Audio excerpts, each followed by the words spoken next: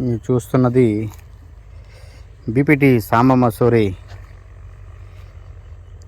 3082 నూతన రకం సన్నాలు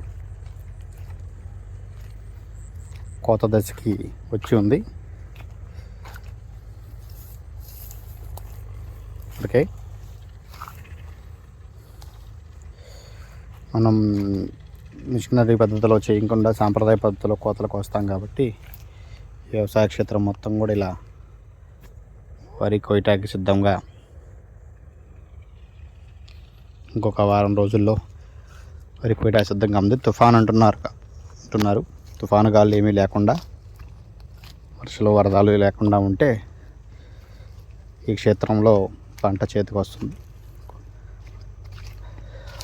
ఉన్న వాటిలో ఈ ఒక్క క్షేత్రం మాత్రమే కొంచెం ఆశాజనకంగా ఉంది, చేతికి రావడానికి అవకాశం ఉంది. వర్షాలు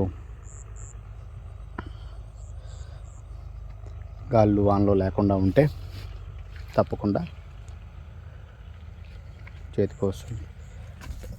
పంట పండి ఇలా కిందకి వాలిపోయి కొంత పడిపోయి కూడా కనిపిస్తూ ఉంది. ఇది కూడా మనం నూతనంగా ప్రారంభించిన ప్రకృతి వ్యవసాయ క్షేత్రం.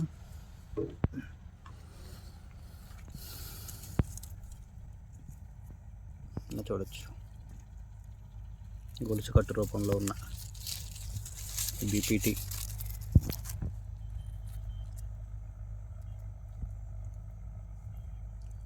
(3082) నూతన వరి వంగడం. ఇది కనపడుతున్న వ్యవసాయ క్షేత్రం అంతా కూడా మందే.